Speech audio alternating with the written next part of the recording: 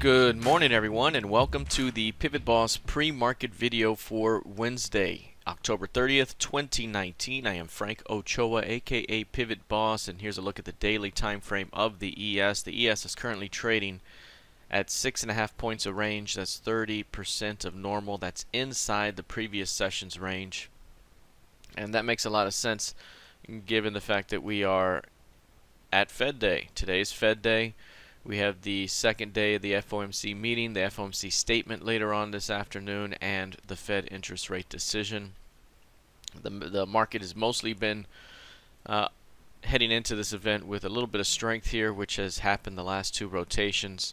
And then after that event has come and gone, we have seen selling pressure back toward the 200. We've seen that 3 of the last 4 times. So here you see price rally into the FOMC and sell off back to the 200. Rally into the FOMC, sell off into the 200. This one rallied and sold off to the 200. The only one that didn't here recently was this June meeting where price went bid, the retest bid, and it kept on going. So again, right now we've already gone higher over the last couple of weeks heading into this event. For the most part, we went sideways a good part of the last week and a half, followed by a couple of days up here. That's very similar to what we saw here recently. Now again, are we going to see selling pressure after today's release of the FOMC statement and the Fed interest rate decision? That's going to be the thing to keep in mind. Obviously, we are at highs above 30.25. If price fails to hold 30.25s, that could be an early indication of weakness back down. Again, we're currently at highs above these highs right here. So if we fail to hold 30.25, that could open up a return back toward 29.50, maybe even as deep as 2900 and that 200-day. But overall, everything continues to be pointing higher until proven otherwise. And we'll see what the FOMC statement brings later on this afternoon at 1 o'clock p.m. Central, 2 o'clock Eastern. All right, here's a look at the NQ. Very similar price action for the NQ. This one has been trending up. It has seen also some selling pressure after the FOMC statement and interest rate decisions. 3 of the last 4 times. We're now at highs, sitting above the 8K level. Again, still an uptrending market right now. But a very narrow day today so far. Only 28% of normal range, 26.5 points of overnight range so far.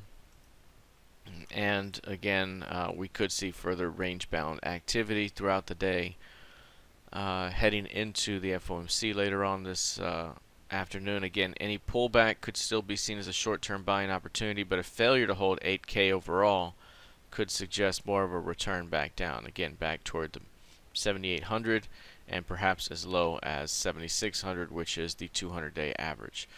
All right, let's take a look now at crude oil. Now, crude had an interesting session in the previous day.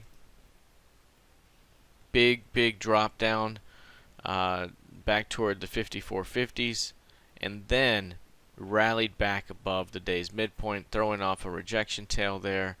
That's been par for the course in this up move here with higher highs and then higher lows along the way. Right now, crude oil is sitting right on top of the day's previous session's midpoint. It's very important there to hold that mid. If price can continue to hold that midpoint of 55.26, we could see a continuation higher. Remember, we had a 3-day range down here that was very narrow, and now that 3-day range was broken to the downside, and then you see a tail. So from this low, we could theoretically project higher about 3 points and get our next target. And from that low, the low being here, let me take off this right here, the low right there being 54.61, that means 57.61, 57.60 even could be the next upside target if this low remains intact. But 55 to 55.25 needs to continue to hold. And if so, again, we could see a bounce higher. So again, right now, this market is pulled back.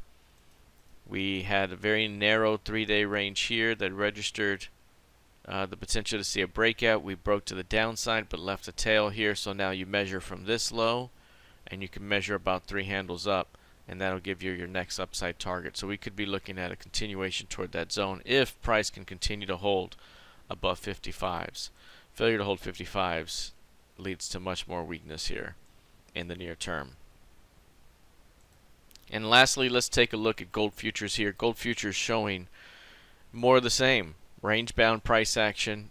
Again, this has been a market that's been compressing for the better part of 2.5 months. Right now it continues to hold between the major 1465 LVN and the 1525 key level. Those two are very important. We mentioned 2 weeks ago at least that we could be heading sideways or going flat into the Fed. Today is Fed day. Perhaps now we finally see some action out of this one. The last couple of rotations, this market has been going higher. So again, we had one here and the market rallied. We had one here and it's been flat. We had one back here that eventually took off from. So right now it's mostly compressed, and once the Fed comes and goes, we'll likely see expansion from this range. I still have a very bullish overview of this one, especially as long as price remains here above 1465. If it were to reject and kind of break down below that level but pop back above it, that could be a huge continuation up. I will say 1525 is a very important level here, so if at some point we fail there, that could open up quite a bit more weakness, perhaps down to 1375 or even a bit lower. So those are the two major levels to watch for gold as we continue to move forward. Alright, that is it for now. We'll see how this plays out heading into the rest of the session. Good luck, trade well, and I'll see you in the trading room. Take care.